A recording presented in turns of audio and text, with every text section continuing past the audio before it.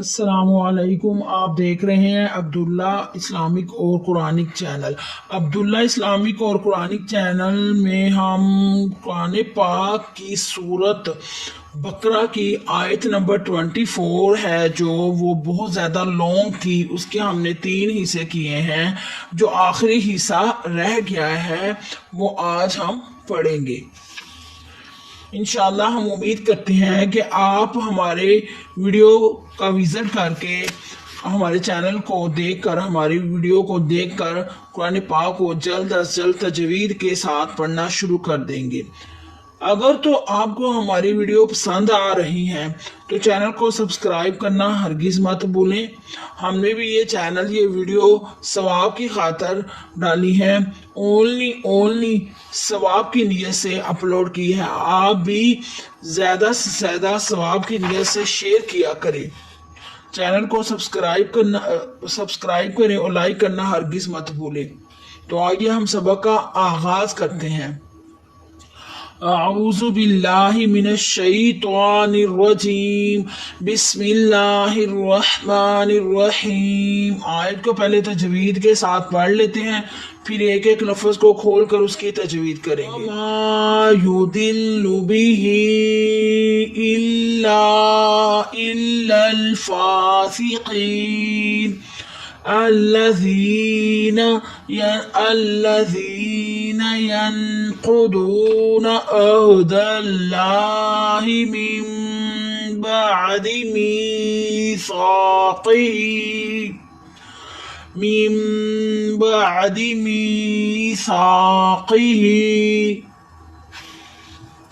इतना ही हम आयत को पढ़ेंगे। हम 25 आयत नंबर को भी साथ थोड़ा सा मिला रहे हैं। ये आयत बहुत ज़्यादा हिस्सा जो 24 का रह गया था वो बहुत ज़्यादा थोड़ी है आयत, तो इसलिए हम 25 नंबर जो है आयत उसको भी थोड़ा सा मिला रहे हैं। हम अब एक एक लफ्ज़ की तजवीद करते हैं।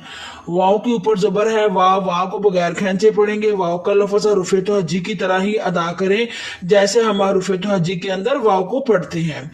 मीम के ऊपर ज़बर है, माँ को आप बगैर खींचे पढ़ेंगे, मगर यहाँ अलिफ मद्दा हो रहा है, अलिफ खाली है, उससे पहले ज़बर, तो एक अलिफ की मिक़दार अलिफ मद्दा को खींच कर पढ़ते हैं। वा मा, मीम का लफ्ज़ हरूफ़ तहज्जी की तरह ही अदा होगा। या के ऊपर पेश है या यू, तो या का लफ्ज़ हरूफ़ तहज्जी की तरह ही अदा होगा, यू को बगैर खींचे पड़े। दाद के नीचे ज़ेर है, दी को बगैर खींचे पढ़ेंगे हम, मगर लाम मुशद्दद है। मुशद्दद हरफ 2 दफ़ा पढ़ा जाता है, एक दफ़ा अपनी हरकत अपने से पहले मुतहर्रिक हरफ के साथ मिलाकर, एक दफ़ा अपनी हरकत के मुताबिक पढ़ा जाएगा। तो इस लफ्ज़ को हम ऐसे पढ़ेंगे और लाम हरूफ़ तहज्जी की तरह ही अदा करें जैसे हम हरूफ़ तहज्जी के अंदर पढ़ते हैं। यूदिल्लु बगैर खींचे पढ़े, यूदिल्लु ऐसे नहीं पढ़ना, यूदिल्लु, क्योंकि यहाँ पे यू होता है, यू नहीं होता।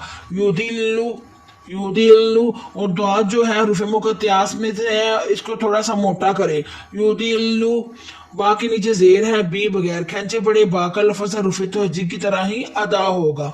हा के नीचे खड़ी ज़ेर है, एक अलिफ की मिक़दार खींच कर पढ़ेंगे। बी ही, मगर ये मद जो है मद्दे मुनफसल की अलामत है।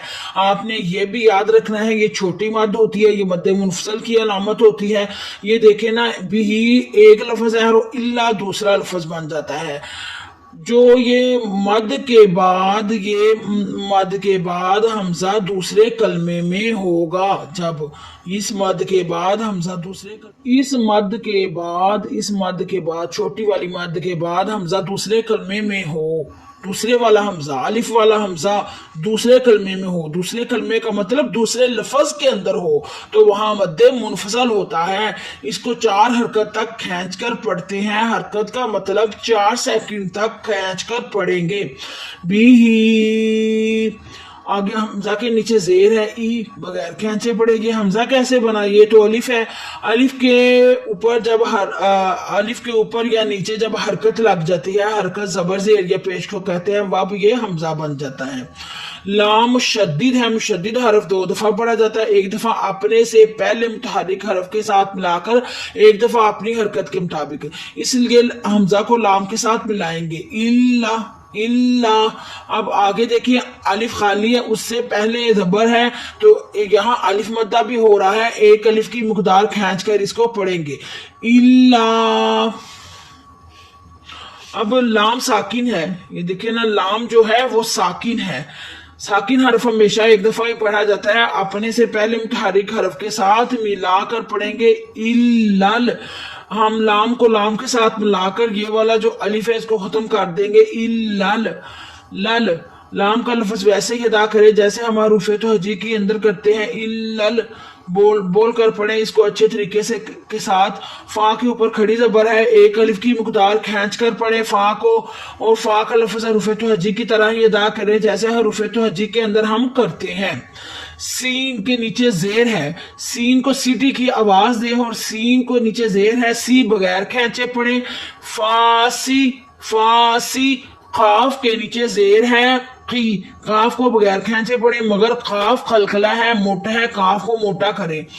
یہاں یا مدہ ہو رہا ہے، یا ساکن اس سے پہلے زیر تو ایک الف کی مقدار کھینچ کر پڑھیں گے، فاسقی، نون کے اوپر زبر ہے، نہ بغیر کھینچے پڑھیں گے، مگر وقف کی صورت میں حروف مدہ کے بعد یا مدہ آ گیا نا، حروف مدہ یا مدہ کا یہ ایک حرف ہے، حروف مدہ کے بعد حروف مدہ الف مدہ واو مدہ اور یا مدہ، یہ دیکھیں نا یا مدہ آ گیا۔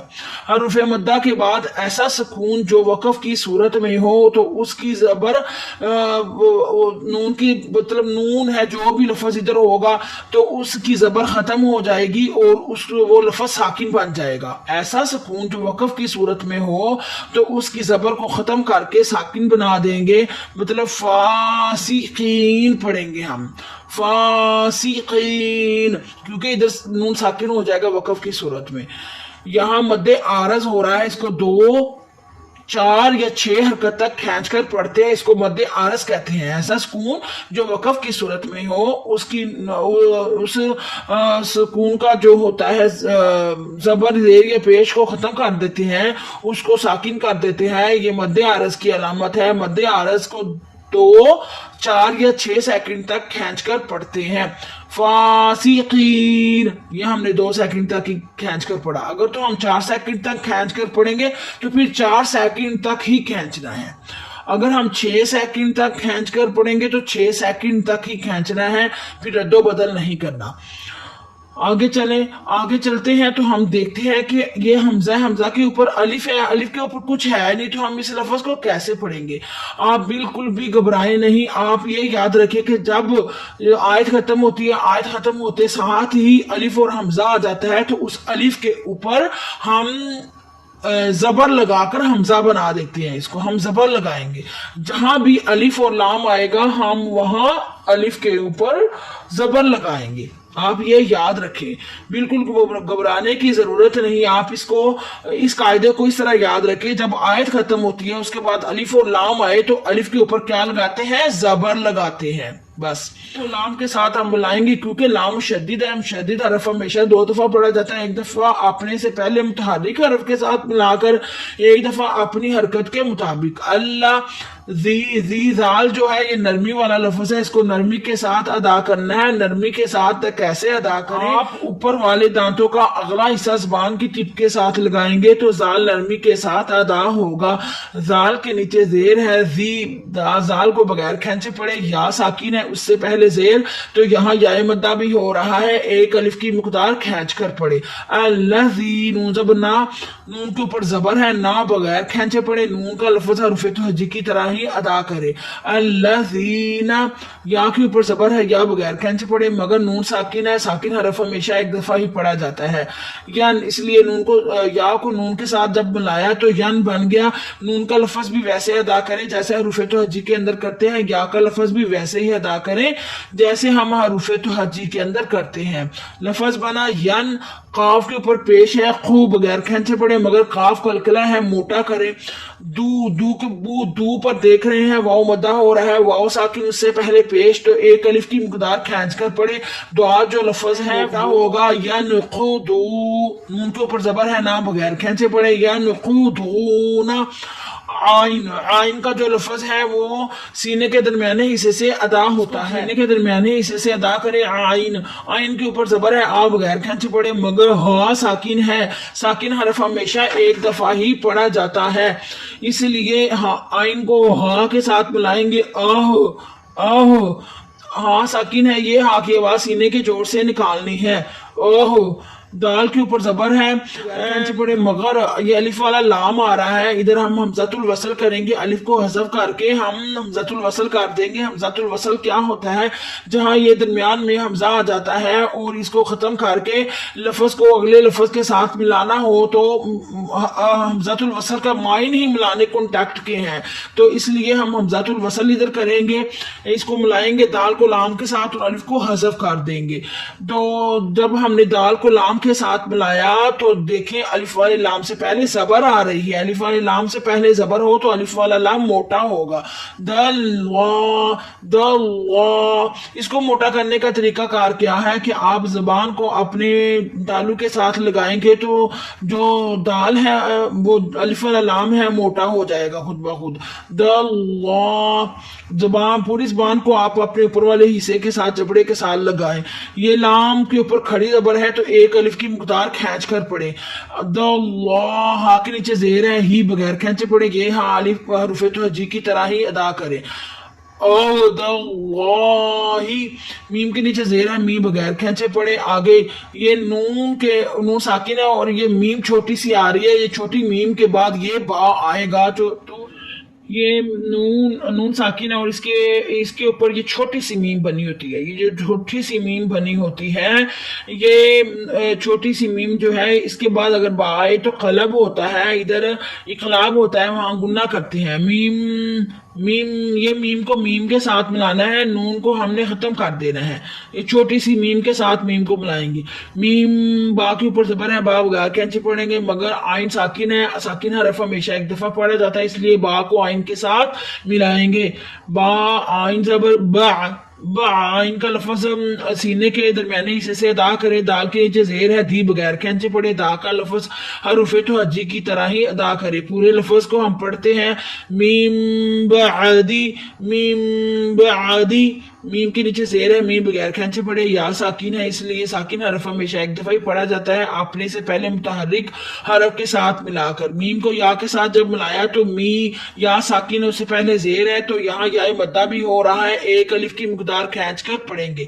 मी सा एक नरमी वाला लफ्ज है, इसको नरमी के साथ अदा करें, मगर अलिफ मद्दा भी हो रहा है, इधर देखें अलिफ खाली, उससे पहले जबर, तो एक अलिफ की मकदार खींच कर भी पढ़ना है। मीम बादी मी सा, काफ के नीचे जेर है, खी बगैर खींचे पड़े, काफ को कलकला करें, मोटा करें। हा के नीचे एक खड़ी जेर है, हा के नीचे खड़ी जेर, जब खड़ी नीचे होगी तो जेर होगी, खड़ी ऊपर होगी तो जबर होगी। हा के नीचे खड़ी जेर है, एक अलिफ की मकदार खींच कर पड़े। मी साक़ी, ये स्वाद जो है ये वक्फे मरकज की अलामत है, यहाँ मिलाकर पढ़ना बेहतर है, मतलब कि मी साखी ही के बाद सांस ना टूटे, उसके बाद हम व यकताऊना पढ़ लेंगे। तो हमने तो वैसे ही आयत को यहाँ तक आज पढ़ा है, 25 आयत को हमने इतना सा लिया है थोड़ा सा, क्योंकि हमने 24 आयत को भी खत्म करना था, तो हम इसलिए मिलाकर नहीं बताते चले जाते हैं हम के स्वाद जो है ये वक्फे मरकज की अलामत है, यहाँ मिलाकर स्वाद जो है ये वक्फे मरकज की अलामत है, यहाँ मिलाकर पढ़ना बहुत बेहतर है। अगर कोई थक कर ठहर जाता है तो रुखसत है, मालूम रहे कि यहाँ मिलाकर पढ़ना, स्वाद पर मिलाकर पढ़ना जा की निस्बत ज्यादा तरजीह रखता है। जैसे स्वाद है ना, इधर जा भी आता है छोटा सा, तो कहा गया है कि यहाँ मिलाकर पढ़ना زا کی نسبت زیادہ ترجیح رکھتا ہے۔ امید کرتے ہیں کہ آج کے سبق کی آپ کو بڑے اچھے طریقے سے سمجھ آئی ہوگی انشاءاللہ۔ تو آپ ہماری ویڈیو کو دیکھ کر جو قاعدے ہم رولز بتا رہے ہیں ان کو دیکھ کر تجوید کی پریکٹیکل کیا کریں، انشاءاللہ آپ کو تجوید جلد سے جلد تجوید کے ساتھ قرآن پاک پڑھنا آ جائے گا انشاءاللہ۔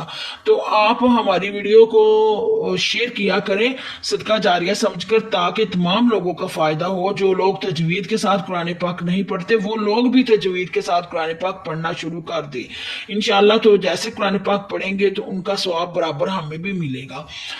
تو اللہ مجھے حق کہنے کی اور آپ کو حق سننے کی توفیق عطا فرمائے۔ بہت شکریہ۔ خدا حافظ۔